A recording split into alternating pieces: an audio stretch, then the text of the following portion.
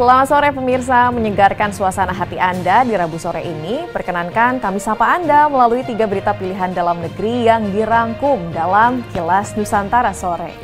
Nah, hari ini saya membawa kabar baik nih bagi seluruh masyarakat Indonesia karena kedepannya perguruan tinggi akan memperkuat kerjasama di bidang ketenagakerjaan dengan tujuan untuk mengatasi pengangguran sekaligus mengentaskan kemiskinan.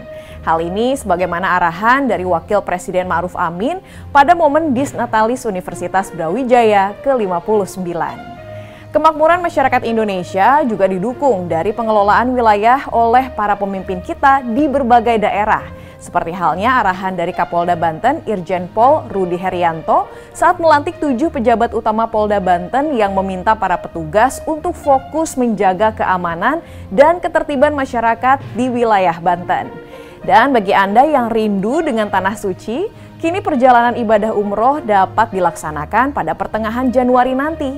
Adapun ibadah umroh ini akan dilaksanakan lebih dulu di wilayah Kementerian Agama Provinsi Nusa Tenggara Barat. Segera kita jelang ketiga beritanya berikut ini. Wakil Presiden Republik Indonesia Ma'ruf Amin secara daring pada rapat terbuka dan Disnatalis Universitas Brawijaya ke-59 Rabu 5 Januari, ingin seluruh perguruan tinggi dapat memberikan solusi atas masalah pengangguran di Indonesia maupun di ASEAN. Menurutnya, perguruan tinggi dapat memperkuat kerjasama dalam bidang ketenagakerjaan sebagai salah satu langkah untuk mengatasi masalah pengangguran. Wapres juga ingin perguruan tinggi dapat memainkan perannya dalam membawa kepentingan Indonesia di ASEAN agar bisa mencapai reputasi baik dalam tingkat internasional. Untuk itu, kekuatan Indonesia pun perlu untuk dimanfaatkan guna mendorong peran sektor pendidikan dalam memperkuat integritas di ASEAN. Dan yang kelima, perguruan tinggi mampu memanfaatkan kekuatan Indonesia di ASEAN pada tahun 2023 nanti untuk mendorong peran sektor pendidikan dalam rangka memperkuat integritas ASEAN melalui kerjasama pendidikan utamanya melalui ASEAN University Network.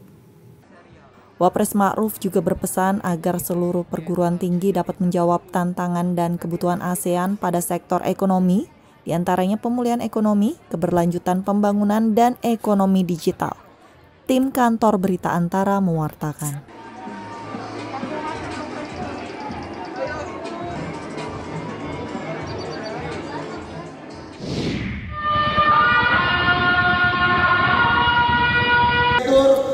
Kapolda Banten Irjen Pol Rudi Herianto Rabu 5 Januari 2022 memimpin upacara serah terima jabatan 8 pejabat utama Polda Banten, yakni Inspektur Pengawas Daerah Irwasda, Karo SDM, Kepala Biro Logistik Karolog, Kabid Propam, Dires Narkoba, Dirsamapta, Dirlantas, dan Kapolresta Tangerang yang digelar di Aula Serbaguna Polda Banten.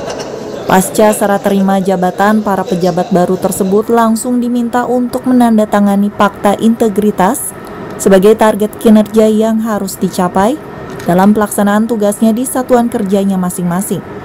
Mengingat selain Kamtibmas yang menjadi fokus kinerja para pejabat kepolisian tersebut di masa pandemi saat ini adalah akselerasi vaksinasi yang harus dilakukan di seluruh wilayah hukum Polda Banten. Bapak Kapolda langsung meminta para pejabat baru untuk menandatangani fakta integritas sebagai sebuah target indikator kinerja yang harus dicapai. Dan dalam masa pandemik ini fokus tidak hanya kepada Kamtibmas tetapi juga pada akselerasi vaksinasi. Jelas sesuai dengan petunjuk pimpinan penanganan COVID ya.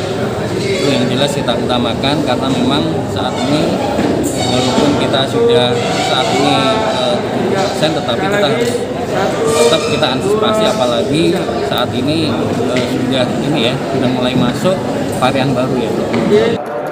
Untuk itu, para pejabat yang baru dilantik diminta untuk segera beradaptasi dan menampilkan kinerja yang baik bagi masyarakat Banten. Dari Kota Serang, Banten, Susmiatun Hayati, Kantor Berita Antara mewartakan.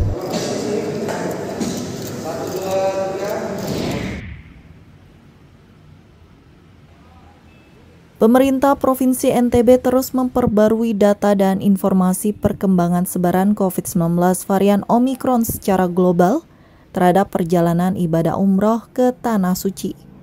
Pihak penyelenggara perjalanan ibadah umroh bahkan melakukan kajian untuk menyesuaikan kondisi di Arab Saudi dengan antisipasi sebaran COVID-19.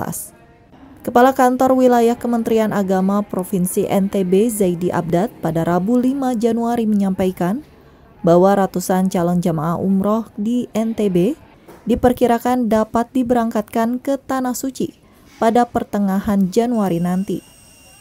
Dengan menunggu keputusan dari pihak penyelenggara terkait protokol kesehatan yang berlaku meliputi tata cara beribadah, rute perjalanan hingga kebijakan karantina. Ketentuan ini disebutkan Kakanwil Kemenak NTB sebagaimana perjanjian kerjasama antara pemerintah Indonesia dengan Arab Saudi. Dalam rangka melihat kondisi lapangan. Kalau misalkan nanti pimpinannya itu sudah tahu, ya, maka begitu pulang membawa jamaahnya, dia sudah tahu kondisinya. Nah, jadi yang dibawa itu adalah PBAU dulu, ya.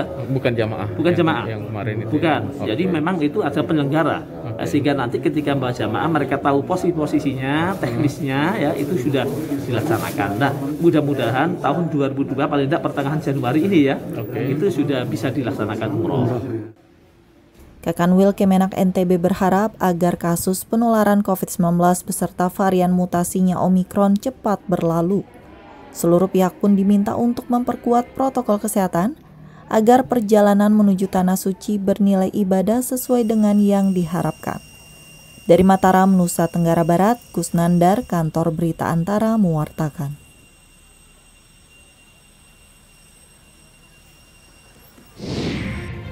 Pemirsa, kabar baru lainnya masih akan kami hadirkan di Kilas Nusantara malam pukul 20 waktu Indonesia Barat nanti. Jadi jangan sampai terlewatkan ya pemirsa. Sampai jumpa.